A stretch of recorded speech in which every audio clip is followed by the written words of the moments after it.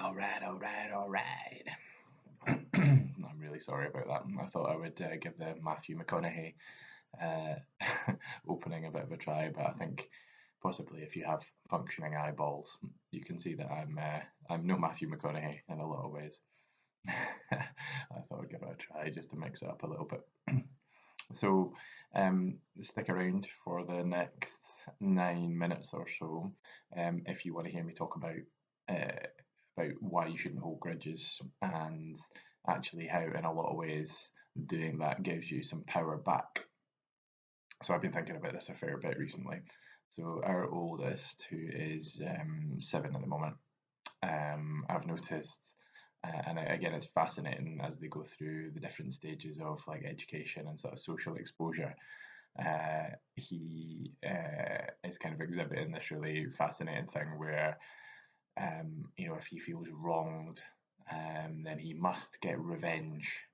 And I mean, my attitude towards this has changed over the years as well. As I've kind of grown and developed and worked on myself and read about Stoic philosophy and listened to a lot of things about Stoic philosophy and really kind of got on board with this whole thing.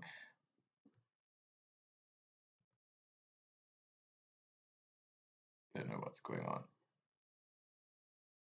Oh, sorry, something popped up on the screen that really distracted me there for a second. And it looked like the timer had stopped on the video. So yeah, sort of getting back to revenge. Um, that'd be a good clickbait title for the video. Let's get back to revenge. Um, yeah, so the classic thing is between him and his 4-year-old brother, where something, not talking about anything sinister, the usual small boy kind of thing, and he must get revenge. And I've started saying to him, and I fully accept that this is not going to happen overnight. I'm going to have to repeat this over many, many years to really see any impact in this. But I was going to say to him, like, the best revenge is to be the better person. And I think I said it to him a couple of days ago. He said, "No, the best revenge is to do something horrible to to him." And it was really funny, and it made me laugh because I know that yes, I'm taking this seriously, but I don't want to take it too seriously because actually comments like that from him are absolutely priceless. But I was kind of thinking about it in wider context, and it fits into something that I've been working on a lot recently. Just kind of subconsciously drifted towards it as a goal, and it's about letting things go. And I certainly, in the time that I've been with my other half now, which is, essentially a decade now, and, in the initial years that we were together, I think she would probably tell you that I've changed quite a lot over that period of time in a lot of ways. We both have. But, one of the things that I used to do that used to really annoy her was that I would just be like a dog with a bone about things. I would go on and on and on and on about things until sort of my brain and I thought that we had reached a satisfactory conclusion about it, and it used to drive her mental. Um, so I am practicing kind of letting things go as they happen. And just having that kind of general rule of, don't hold grudges about things. Um, and it is, it's not easy. I'm finding it easier now the more I've been doing it. And obviously it depends on the gravity of the thing that has upset you. So I always throw this caveat in when I'm talking about this stuff. It's hard to just let go of very traumatic things that have happened to you. So I'm certainly not advocating that. Certainly if very traumatic things have happened to you, I would suggest that speaking to a professional who's trained in dealing and working through those matters with you would be helpful. But that's one of those things that a lot of the professionals will work towards ultimately is a degree of acceptance of what has happened and giving you the tools to move on with it. I'm more talking about little disagreements in the household with your other half, with your children, with your friends, minor traffic transgressions with people that you don't know. Often it's quite illuminating an illuminating step into someone's brain to see how they react to things that happen on the roads as well. And I've certainly, I've never been involved in serious incidents on the roads particularly, but we've all, if you drive on a regular basis, you will be cut up. You will have people flip you the bird, shake their head at you. You'll have people behave in a way that you don't like, essentially.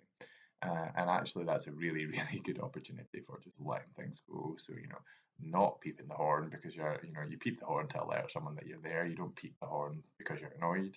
Not driving up someone's rear end because they've pulled out in front of you. Not behaving in an intimidating way, and not, screaming, shouting, swearing, effing, blinding. Actually just kind of, you know, shrug the shoulders, shake the head, and you move on. And that's not always easy, but the more you practice it, the easier that it gets. Um, and it gives you a great degree of power. I think, because you think how much of your time is soaked up by being annoyed about something. How many times have you been driving home from work or back from somewhere and you've come home and the first thing you do when you set foot in the door, instead of finding out what's been happening with your other half, with your family, sharing stories from the day, is that you're on a 5 to 10 minute rant about the effing bee that's just it's just cut you up on the way home. What a waste of your limited time on this earth, and doesn't set the tone for a very nice family time with your partner, time with your flatmate, your housemate for the rest of the day.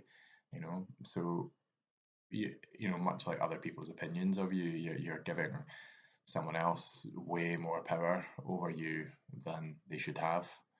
So actually, by letting things go, by accepting, by moving on, you're actually you're taking control of that situation. You're taking that power back. Um, And I think there's the old adage, isn't there, about you never let the sun set on an argument or something like that. So essentially, don't let things fester for a long period.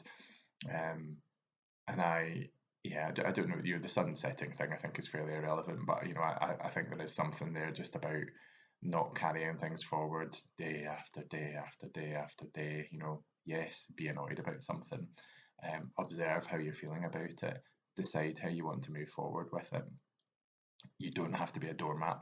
That's certainly not what I'm advocating for. You have boundaries. You can still, it's like the observe, perceive, act thing that I was talking about before. So you can use that kind of model in this situation as well. So, you observe how you're feeling about that situation, you put it into context, and then you decide what you do with it. So all I'm advocating that you do then is that you just decide to say, this has happened, I don't need to do anything in particular about this, and I move on.